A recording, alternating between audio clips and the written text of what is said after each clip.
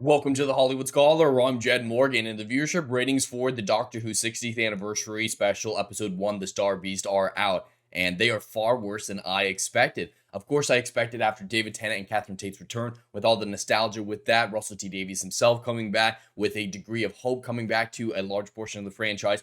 That portion of the franchise did not include myself, I'm afraid. I figured that there would be a lot of at least initial interest in the future of Doctor Who coming up, and there'd be a massive rating spike. That's what I expected. And then I expected it would probably teeter off after that once people saw what the show really was. But that has not been the case because the viewership overnight figures, at least in the UK, of course, that's normally what we work with at first with Doctor Who because we don't get the worldwide numbers till much later, and then there's consolidated numbers as well. So I will only be looking at the overnight viewership of this episode compared to those of the past, but it is far less than I expected, especially with the trailers for the 60th anniversary getting astronomical viewership on YouTube, going so far as to trend multiple times on YouTube, with the buzz that I saw, people excited about the 60th anniversary up until, of course, the Davros reveal. I wonder if the Davros change and the backlash behind that is a large reason why the viewership is so low. Perhaps it is, perhaps it isn't, but if it's already at this bad of a starting point with the astronomical negative reception it's received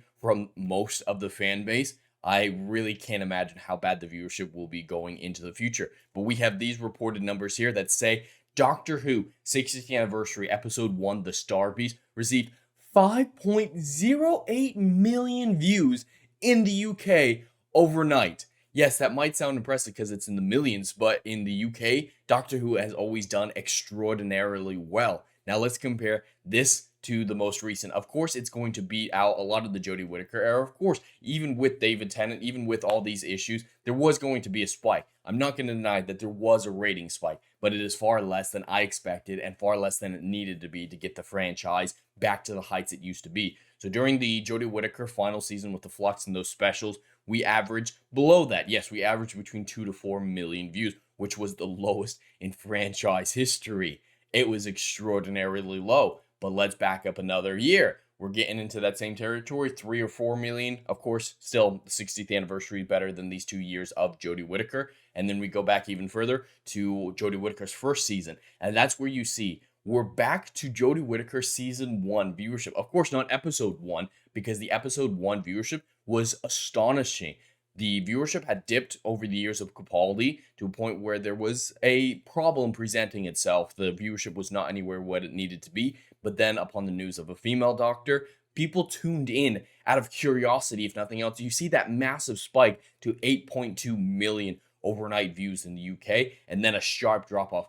More people in the UK were curious about a female doctor than they were excited to see David Tennant return to the role of the Doctor. That's when you know you abjectly failed at resurrecting this franchise. Going back even a little bit farther to the Peter Capaldi years, we have around 3 to 4. Yes, those are very bad numbers, and David Tennant's special did beat those out, but only just. But when you think about where the viewership numbers were when David Tennant was last in the role, it's incomparable. Look at his Waters of Mars specials, which got 9 million views.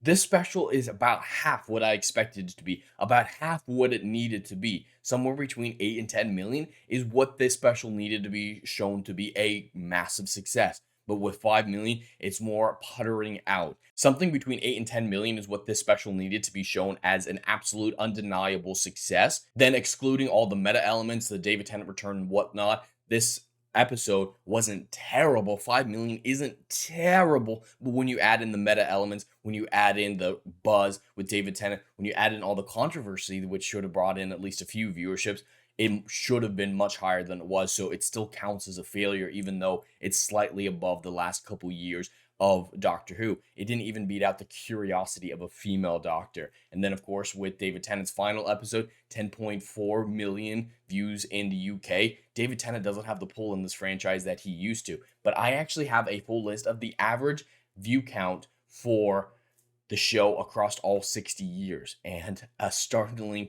realization comes up as an average rating back in 1963, 6.5 million.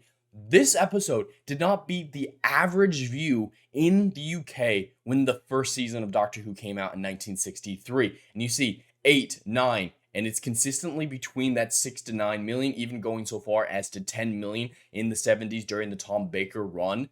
And it starts to dip, of course, during what looks like the Colin Baker and Sylvester McCoy era. And the Sylvester McCoy era ended in 1989, as you can see here, and it still did 4.3 million views there, which isn't good, but it takes the Sylvester McCoy era to equal the viewership figures of the David Tennant era.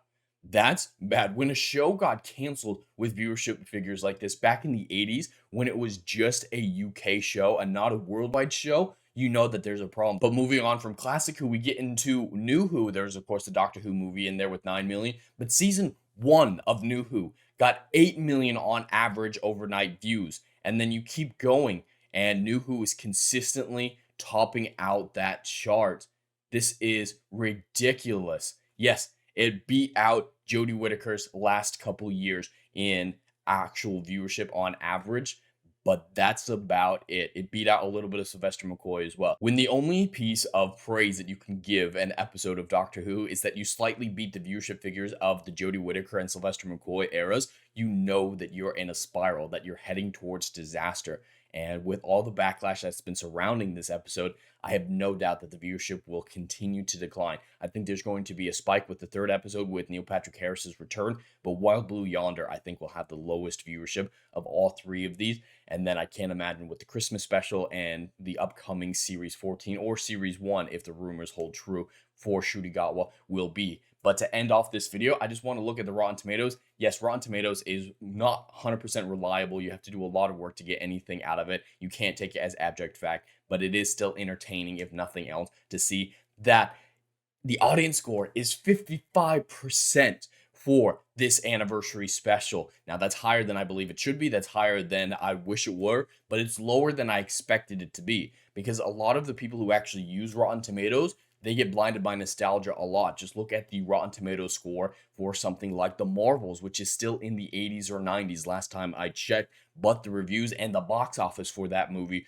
reflect that there's a lot more negativity surrounding it than Rotten Tomatoes report. So 50% on a Rotten Tomatoes scale is terrible. Then, of course, the critics love it implicitly, giving it 100% because they love the message and they love getting access to Disney and the BBC. So that doesn't surprise me whatsoever. But people are rejecting Doctor Who faster than even I thought they would. The controversy of Davros was only the beginning. When you've got non-binary as a literal superpower in the world of Doctor Who, you're beginning a downtrend into areas of wokeness and political ideology that I didn't think were possible. But we still have a lot of Russell T Davies filmed, scripted, and ready to go that could outdo that in the very near future. But anyway, that's all I have for today. I'd love to hear your thoughts in the comments below. Please like and subscribe, and I'll see you in the next video.